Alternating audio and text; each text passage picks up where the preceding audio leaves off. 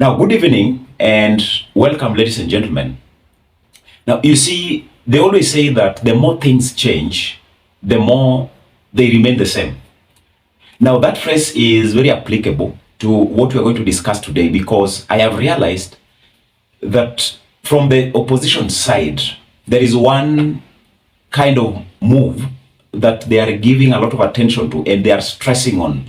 And that is the move to counter everything that William Ruto and the team came to do in Raila's stronghold. And you talk of the western region, the lake region, you bring in even the Kisses, you go even to western region. That is a block for Raila Odinga politically.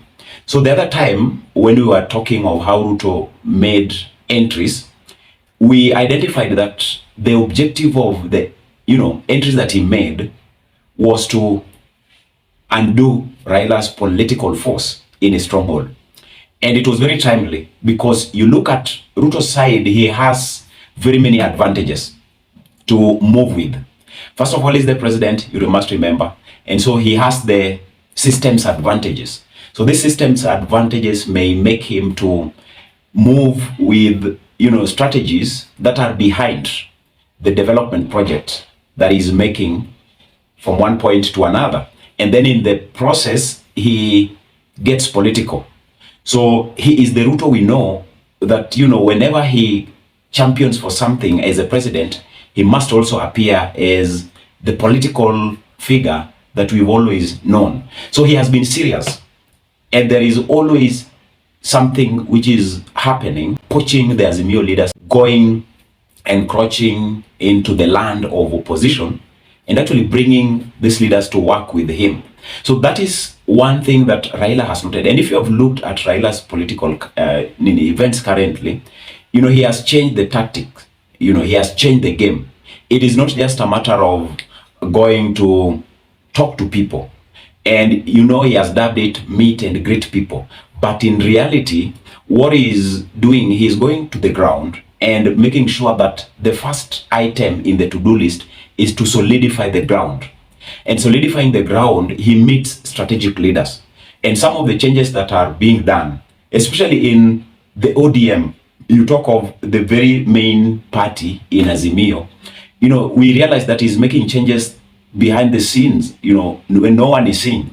The other time we were listening to Simbarati saying he just was approached that, you are the vice chair of ODM party.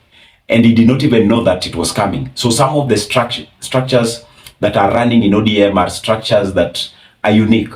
And the next moves that he's taking in as far as restructuring is concerned, he's bringing in very many aspects to consider whenever he does them. So that is something which is very key. And so today, Raila met the governors from the Lake region, call it the Lake region or the Western Bloc.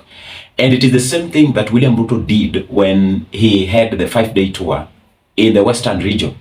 Remember, at the very last, he met all governors, and it was a special meeting.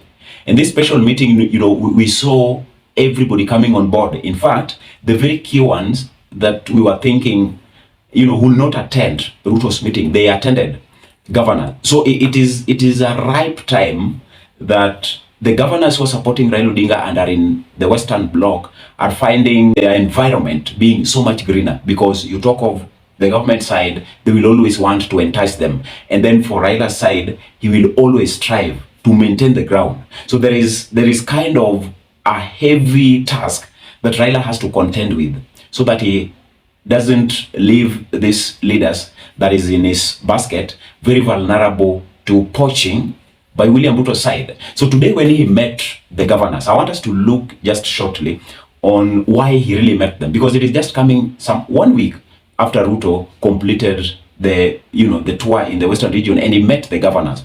The only governor who did not appear in Raila's team is the governor of Bungoma, which of course is supporting William Ruto. And you talk of the others, you talk of the Kisii, the entire Kisii, both Nyamira and Kisii County itself, they were there. You talk of the Luo, Nyanza governors, they were there. You talk of the Western, Kakamega, I also saw Paulo Tuoma. They all went to William Ruto. Now, why did Raila actually meet them? There is always an objective that is intended to be met in any political happening. It doesn't just happen like that. And so that is what I want us to look at in the next few minutes, and we call it a time. Now, first of all, there is a stress that has been identified to be given to the devolved system of governance. And you see, when William Ruto came to power, there is that question of how will William Ruto strengthen the devolved system of governance, or the county governors. That has been a question where, some of the services that the governors are expecting to, be offered in the county levels, they are seeing the central government coming to, spearhead them. And so there is that kind of confusion that has been made. And with William Ruto's powers, and kind of how he's wielding the advantages of the system, when he goes to any county, he can align to any development that the county government wanted to take. Of course, he can be timely on them, and even come in to appear as if, the central government is very part and parcel of that project or event that is being spearheaded in the county government. So there is that confusion, and you see, when that confusion continues, it comes with the political ramification, because it gives him an opportunity to leverage on what the county government are supposed to do. Yesterday, we were listening to Arati saying industrial parks are not supposed to be spearheaded by the central government. It is the devolved system of governance that is supposed to handle it fully. So you talk of the governors, they're the ones who are supposed to make sure that, the industrial parks and any kind of facilitation, the bulk of it is done by the county government, and not the central government coming in full swing. So there is that confusion, and that confusion is making Ruto to take advantage based on the system that is wielding. He goes there and politically play his games. So that is what Raila and the team realize. So Raila is very much steadfast on ensuring that the governors are not swayed. The governors are not from his grip. Otherwise, when you talk of the political incentives that come with holding the governors steadfastly enough, it is heavy within a given political faction.